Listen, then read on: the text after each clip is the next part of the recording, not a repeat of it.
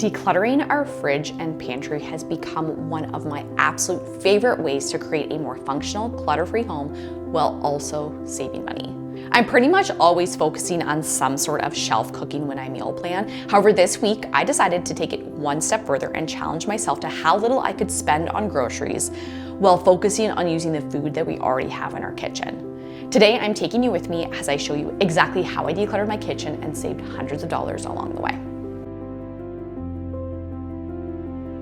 When I'm working in a client's house and we have to toss something like in the fridge or the freezer, they always say something like, oh my gosh, don't open that, or like, oh my gosh, sorry you had to see that, or some sort of like embarrassment or apology. But when I see an overflowing pantry or fridge or freezer, I am never thinking any judgmental thoughts or like, what's wrong with you? What I am thinking is this is a gold mine. The very first step I took for my week of use up what we have and save $100 was reviewing stock and purging items that we definitely were not gonna eat. I try to avoid food waste as much as possible. However, just inevitably sometimes there's gonna be food that we just don't eat and gets tossed. Our snack bin in particular is one area that gets pretty wild, and there definitely was some stuff in there still from Halloween, which I just needed to get rid of. I tossed some stale rice cakes that nobody was eating, and I just couldn't even bring myself to eat. I had bought some yogurt covered raisins, hoping my kids would finally like them because they're so convenient for school lunches. However, just no one was eating them. I had a ton of like random gum and mints in there, which actually, because I knew like they had been in there months, potentially over a year. However, I did think to myself, we are potentially hopefully taking a trip this year, which means we will be on an airplane, which got me thinking these could potentially come in handy for like chewing gum for takeoff. And so I put all of that in a little Ziploc and I just tucked that away in my luggage. So I didn't have to look at it every day, but it might become useful. I also had an entire jar of candy canes that we'd actually got from our Santa Claus parade back in November. I tried to talk myself into keeping them and putting them into like our basement freezer so I could make some kind of cute candy cane cookies next year.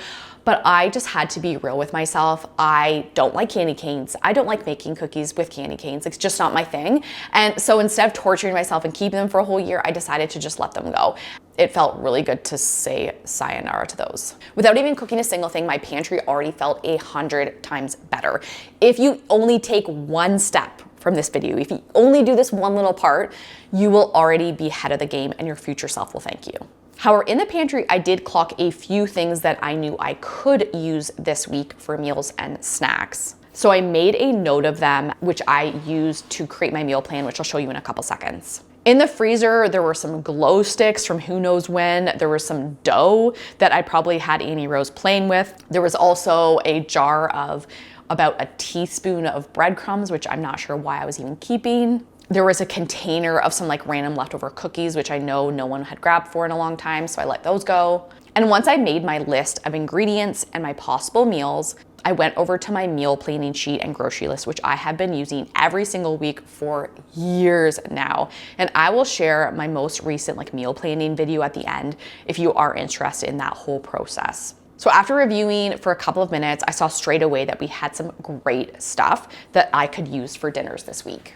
When I got to the grocery store, the main focus was produce, dairy, and just like a few paper products that we needed.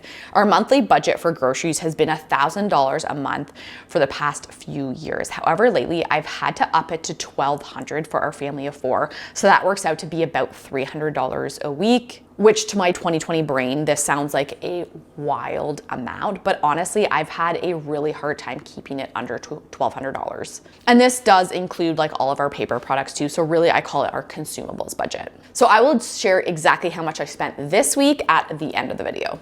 The biggest money saver for the week was definitely our dinners, since those are typically our most expensive meals. I'm gonna show you 5 dinners that I made out of what we already owned.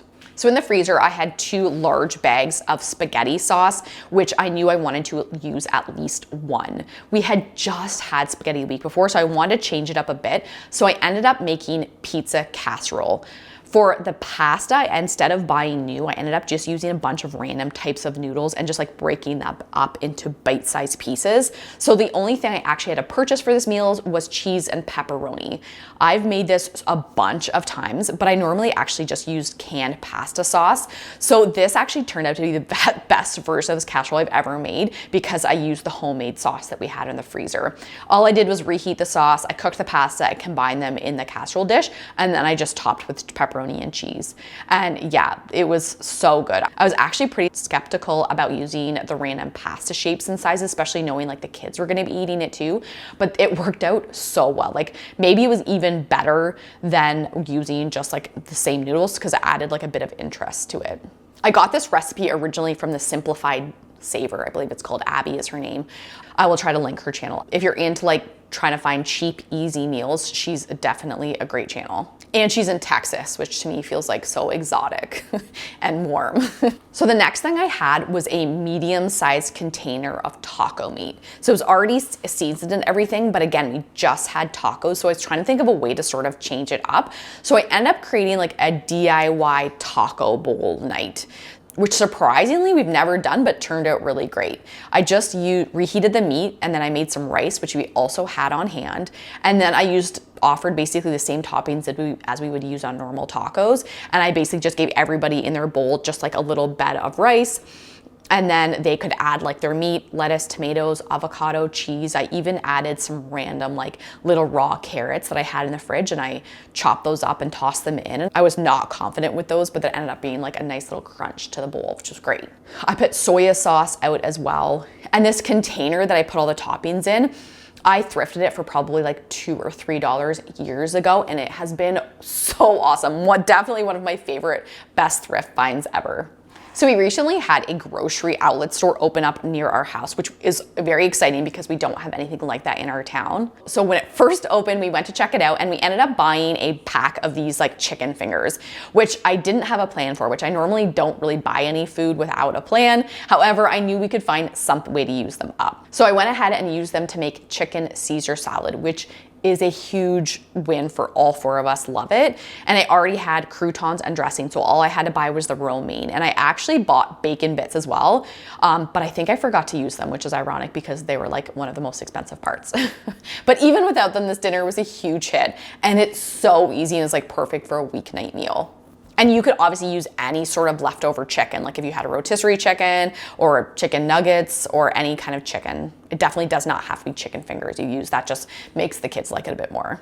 The other thing I had in the freezer was a giant container of chili, but I wanted to change it up a bit to make it a little bit more fun. So I decided to get some bread to make little like DIY bread bowls to put the chili in. I usually normally do this with a baguette. So I buy like a long baguette and cut little holes in it to make the bowls because the baguette's really sturdy, so it works usually really well with the chili. However, they didn't have any when I was at the store, so I ended up grabbing this bag of sub buns, which I wasn't confident, but I would say they ended up working out even better than the chili because they were so soft and so delicious that you actually ended up eating all of the bread bowl as well. And then we just top our chili typically. This is like a beef chili I had, and we just topped it with like sour cream and cheese, I think. After that, I still had chili left over in the freezer. So last night, actually, when I'm recording this, last night we ended up having like a baked potato bar, if you've ever done that, and we used the chili as a topping on the baked potatoes, which was fun. So we don't have a Costco in our city, so we don't have a membership. However, Scott's parents have a membership and they periodically go to the one that's closest to us, which is about an hour away. And when they do, they will sometimes bring us home a few treats, which we're so appreciative of, and it was a very exciting day for us. And one of the things they frequently bring us is this big bag of pot stickers. If you go to Costco and you've never tried them, they are so good. So we will either make these, like typically we'll have them on a weeknight with a salad, or if we're doing them on a weekend, we'll make it sort of like an appetizer night. And because our oldest Leo does not really like them at all, I ended up picking up a box of like chicken balls, I think they were called, or something, just like random thing to put with them to make it sort of an appetizer night. And then we served it with just like veggies and dip as well. And I think this was like a Saturday night when we did this one. And as you can see, the bag is massive, so we still had more pot stickers, which I'll end up using this week as well. Okay, so the very last night of this meal plan, I was starting to get really short on food. However, the one thing I had 2 full loaves of bread in our basement freezer. What I typically make when I have some like random leftover bread in the freezer are tuna melts. That's a big one that all 4 of us love as well. So that's like a very common one. However, I did not have any tuna, and I think I did not have any cheese at this point. And the kids had just borrowed this cookbook from the library, like a kid's cookbook that had this sheet pan French toast recipe in it, which I've never tried, but I thought, I have bread, I have eggs, I think we can make this work. After we started making it, I actually realized that I didn't even have any milk in the house. However, I did have some coffee cream, so I just replaced it. I also sort of messed up the process with flipping. I realized our pans were a lot smaller than the ones in the book. And so there's a lot of tweaking happening, but these turned out so good. Like days later, the kids were still asking if we had any left over. Okay, next up are lunches, and I'll show you a couple examples that I sort of scraped together using what we had. The first one might sound kind of weird, but don't knock it till you try it. So when I did our inventory of our freezer, I saw that we had some hot dog buns in the freezer. So I added to my list hot dogs for the week so we could use those up. And I think this was on a Sunday. We were gonna be gone out of the house all morning, but we were gonna be home for lunch. And in the winter months, there's something so lovely about coming home to like a hot lunch on a Sunday when it's freezing and there's snow and you just wanna be at home. So what I ended up doing was putting the pack of hot dogs right into our crock pot. And I've done this a few times now. I stole the idea from my friend Lauren. If you follow me on Instagram, she's Home Sweet Hopkins on Instagram. And I put them on low for, honestly, it only takes like 3 hours, maybe even less. And when we come home, they're warm and it's lovely. And last summer when we were at my brother's for lunch or dinner or something, he was barbecuing hot dogs for the kids and he wrapped them in tin foil and called them like ballpark dogs. And so ever since he'd done that, the kids love doing that with their hot dogs at home, and it makes them just like a little bit more fun, a little bit more exciting. For our school lunches, I typically do just sort of scrape together like a mix of leftovers and snacks and whatever I have. I said a lot of tuna sandwiches and egg salad sandwiches. But another thing Annie Rose loves is pizza wraps, which is another recipe I stole from Lauren, Home Sweet Hopkins from Instagram. She actually has like a lunch guide, a school lunch making guide, I think. I'll try to link below because it's really good. So anyway, Annie Rose loves these pizza wraps. So when I made the pizza casserole, I made a mental note to keep back a few of the pepperonis. And I just lay a wrap out, put a little bit of sauce, some grated cheese, and then I think like typically 6 pieces of pepperoni, roll it up and cut it in half. And that is her lunch for the day and she loves it. The next category is my favorite way probably to use up random bits of food that we have. So as our kids have obviously gotten older, they can go a lot longer between meals. So snacks, like constant snacks, have become less of a thing for us. However, I do make after school snack for the kids every day. And when they're at home, we have usually a morning snack. And then obviously when I'm making their lunches, I'm kind of putting snacks in there to have throughout the day. And both of our boys in our house love these Quaker sort of oatmeal chocolate chip muffins. However, they have become so expensive lately that I've been a bit more hesitant to buy them. However, that means that when they are on sale, I typically grab a few at the time, which is why I definitely had at least 1 pack of these in the cupboard when I did this. So on the weekend, I went ahead and made 1 batch of these muffins, but they typically get eaten the same week that I make them all. Scott has them for his breakfast and I pack them for Leo's lunch or for an after school snack. And they're so portable and not messy and they're so convenient. And it's also kind of like a feel good thing to do on the weekend to have like your house smell like warm muffins and the kids can have like a warm muffin with their lunch or whatever. The other thing I realized we had in the pantry was popcorn kernels. And it was a tiny container, so I think it just kind of got lost in the shuffle. And I love making popcorn for their after school snack because then if there's leftovers, I typically put them in their lunch the next day. And all I do is I toss a 1/4 cup of the kernels into a paper bag and then I just put them in the microwave on the popcorn setting and it always pops perfectly. I actually even usually reuse the paper bags like multiple times. In this case, I think the popcorn or the bag got a hole in it, so I had to toss it, but that's typically what I do. And then afterwards, I just add salt and butter and the kids lap it up. On this day, I also knew that I had a bunch of this trail mix that I wanted to use up. And I thought this would be a good way to maybe bulk up the snack a bit too and hold them over before dinner. And so I added the trail mix to the popcorn, which I've never done before. So they were very like thrown off by it, but they ended up both really liking it.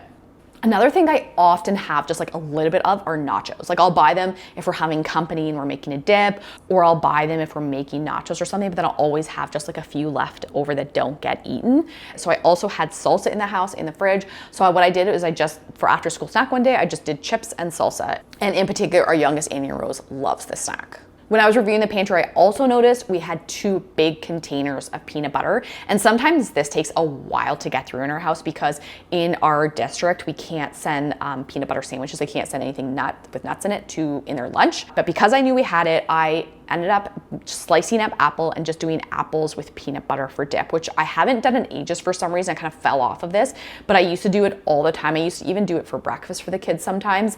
And it actually, even when I made it for the kids, it inspired me to make it for myself the next day for a snack, or I think I made it with my lunch, and it was delicious. The last thing I had hanging around our cupboard, which happens a lot, are crackers. They're so convenient, but just none of us are really big cracker people, so I'll buy them and then they just kind of sit there forever. One thing I thought to myself is, you know what, I would eat these if I had some sort of like dip for them. So when I was at the grocery store, I ended up getting hummus. I think I got the dill pickle hummus that week. It's so good. I'm really into the dill pickle hummus right now. I think I had it at my lunch one day. I just had little crackers dipped in hummus and it was great. Next up are breakfast, and I think I made 3 of them this particular week, kind of using what we had. So I do the majority of the cooking in our house, but Scott is specifically in charge of breakfast on Saturday and Sunday, which I am very grateful for because by Saturday morning, I am so sick of being in the kitchen.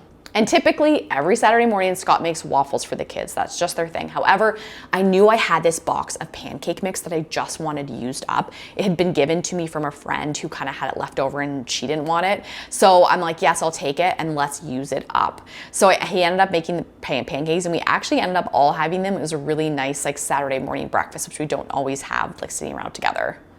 Next, I had a ginormous bag of frozen berries. So for an after school snack, Leo especially has been loving smoothies. So I just plopped them in there. I think I may have had frozen mango, some yogurt. I have a little bit of protein powder just to add a little bit of flavor basically. And they love these. I could probably make it after school snack every day. And it's also a great way of using up the frozen bananas, which I always have in my freezer as well. One of the other things that my friend passed along to me when she gave us the pancake mix was a big bag of oatmeal as well that she didn't want. I made it this morning for the kids. All I added was just hot water to it, let it sit, and then I added cinnamon, milk, and maple syrup. When I'm filming this, we are in like the deep of winter, and so the kids loved it, and I've made it for them 3 times since because it's just like something about so warm and filling, like on a cold morning, just felt so good.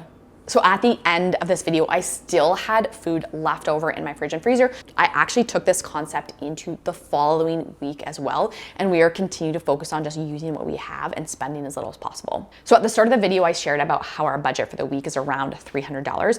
And on this week, when we did our challenge, I spent $145. So less than half of my normal budget. And honestly, I probably could have been even more hardcore about it. This makes me want to do the challenge again and just see if I can keep it to $100 for the week. So keep an eye out, I might try that in the future. If you have an overflowing pantry or fridge or freezer, this could be a great challenge for you to do. And if you have a lot, you may even be able to do it for a whole month. If you try it, please let me know in the comments below. This not only saves you money, but it creates a kitchen that is calm, functional, and clutter-free. If you are looking for other areas in your kitchen to declutter, I will share a video all about that right here. Thank you guys so much for watching. Thank you for being here, and I'll see you in the next one. Bye guys.